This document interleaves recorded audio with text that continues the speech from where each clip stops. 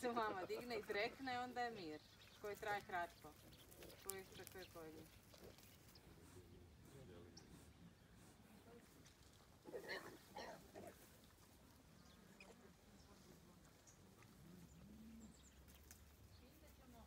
Ovi sad su plastični, ti kao...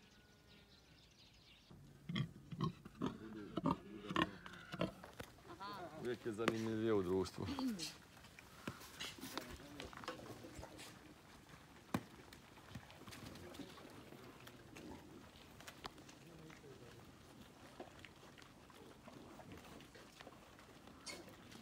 Znači, svi vole vidjeti pečeno prase s jabukom.